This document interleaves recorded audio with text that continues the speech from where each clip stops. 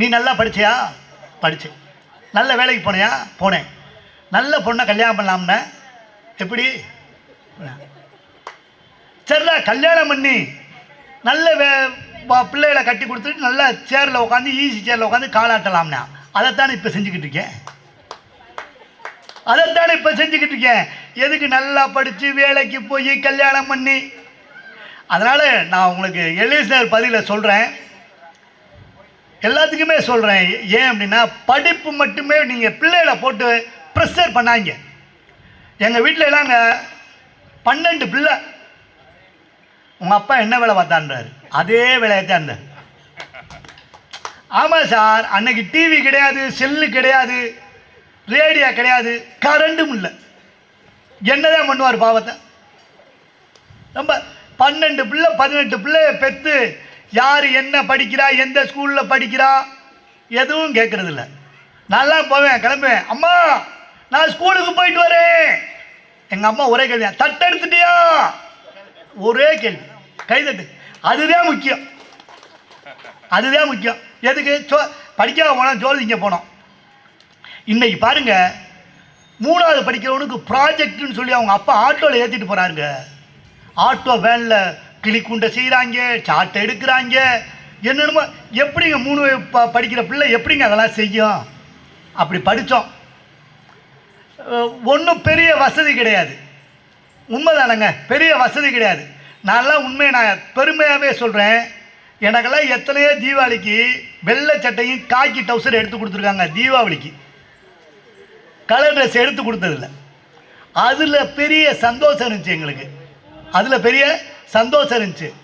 ஒன்று சொல்லவா, தீபாவளிக்கு தான் இட்லியே சுடுவாங்க.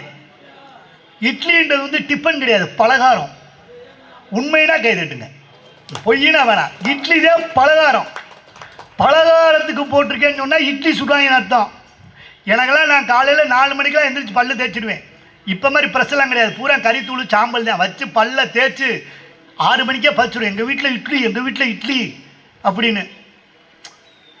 ஏன்னா அன்னைக்கு அது கிடைக்கிறதுனால அப்படி ஒரு பெரிய மகிழ்ச்சியாக இருந்துச்சு. இன்றைக்கி அப்படி கிடையாது. பர்கருன்றான், சபர்மான்றான், சபர்மா சாப்பிட்டு பூரா சாகுறான், மைனஸ்ன்றான். வாழ்க்கையே மைனஸ் ஆகிடுது, ப்ளஸ்ஸே கிடையாது வாழ்க்கையில். ரொம்ப சிரமம். இப்போ ஒன்று போட்டுருக்காங்க, என் மூக்கு செடியை வச்ச மாதிரியே இருக்குது, இவ்வளோ பெருசா. பீஸான்றான், பர்கன்றான், பீஸான்றான், பர்கருன்றான், லட்சம் சொல்கிறான். ஆனால் இதெல்லாம் எவ்வளோன்றீங்க? இந்த பைபாஸில் போய் பாருங்களேன், இவ்வளவு சாப்பாடை நம்ம பார்த்ததே கிடையாதுங்க. இவ்வளோ சாப்பாடை பார்த்ததே கிடையாது. அன்னைக்கெல்லாங்க, இன்னைக்கு தெருக்கு தெரு கூழ் விற்கிறாங்க. கூழு கடையில் அவ்வளோ கூட்டமாக இருக்குது. மதுரையில் ஒரு கடை இருக்குது, நான் சொல்கிறேன், தல்லாகுளத்தில். பழைய சோறும் பச்சை மிளகாவும்னு ஒரு கடை இருக்குங்க. கூட்டத்தை பார்த்தீங்கன்னா காரை நிப்பாட்டிட்டு பூரா பிளேட்டாக வாங்கி தின்னுது. அவ்வளோ பிரச்சனை இருக்குது. இவ்வளோ நம்ம வாழ்க்கையில் நிறைய இன்றைக்கி எப்படி அனுபவிக்கிறோம்னா, அந்த செல்ஃபோன் வந்து பாருங்கள். இப்போ கூட எனக்கு 50 ஃபோன் வருது. சும்மா இருக்கும்போது ஒரு ஃபோன் வராது. பாத்ரூமுக்கு போயிட்டு வாங்க, 10 மிஸ்டு கால் இருக்கும். நல்லா கைதட்டுங்க, 10 மிஸ்டு கால் இருக்கும். எல்லாமே பரபரப்பாயிட்டான். ஃபோன் வந்தாலே படபடக்குறான். முன்னாலாம் ஃபோன் வந்துச்சுன்னா என்ன வீட்டுக்குள்ளே ஃபோன் இருக்கு, எல்லாருப்பா ஹலோ அப்படின்னு எடுத்து பேசுவோம். இப்போ ஃபோன் வந்தவுடனே மொட்டை மாடிக்கு வர்றேன், ஹலோ ஹலோ கேட்கல, ஹலோ கேட்கல. மொட்டை மாடி 3வது மாடிக்கு போகிறான். அவன் மொண்டாடி லூசு போல, அது ரிமோட்டியா, கீழே வாயா. டென்ஷனில் ரிமோட் எடுத்துக்கிட்டு மேலே போய் அன்னைக்கெல்லாம் ஒருத்தர் 10வது மாடியில் ஃபோன் பேசிக்கிட்டான். ஃபோன் அடிக்குது, ஹலோ ரமேஷ், உன் மகன் செத்துட்டான் அப்படின்னு பதட்டத்தில் குதிச்சுட்டாங்க 10வது மாடிலேருந்து. 8வது மாடிக்கிட்ட வரும்போதான் தெரியுது, நம்மளுக்கு மகனே இல்லையடா, இப்படி அவசரப்பட்டுட்டோமே. 6வது மாடிக்கிட்ட வரும்போதான் தெரியுது, நமக்கு இன்னும் கல்யாணமே ஆகலையடா. தொம்முன்னு கீழே விழுகும் போதான் தெரியுது, நம்ம பேர் ரமேஷே இல்லையே குமாரேன்னு. டென்ஷன்ல இருக்கான்.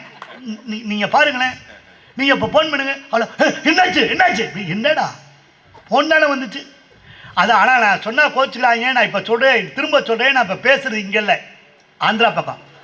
நீங்கள் பொம்பளை பிள்ளைய ஃபோன் பேசுகிறத பாருங்களேன். நீங்கள் பொம்பளை பிள்ளைய இப்போ ப்ளூடூத் வேறு வந்துடுச்சு. எத்தனை சிபிசிஐடி வந்தாலும் அதுக்கு பேசுகிறத கண்டே பிடிக்க முடியாது. 2 வார்த்தை தான் பேசு. இந்த வருங்க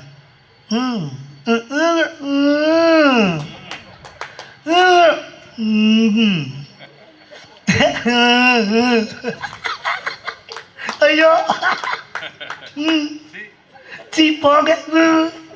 இப்படி பேசுங்க 3 மணி நேரம். கடைசியாக ஒரு வார்த்தை சொல்லுது, போங்க சீ நீங்கள் ரொம்ப மோசம். அவன் கூட தானே 3 மணி நேரம் பேசிக்கிட்டு இருந்தேன். நீங்கள் பொம்பளை பிள்ளைய பொத்தி படுத்துருந்துச்சின்னு வைங்க, நீங்கள் காய்ச்சல் நினச்சி பயந்துடாதீங்க. போர்வைக்குள்ளே யார்கிட்டயோ வாட்ஸ்அப்பில் மெசேஜ் அனுப்பிக்கிட்டு இருக்குன்னு அர்த்தம்.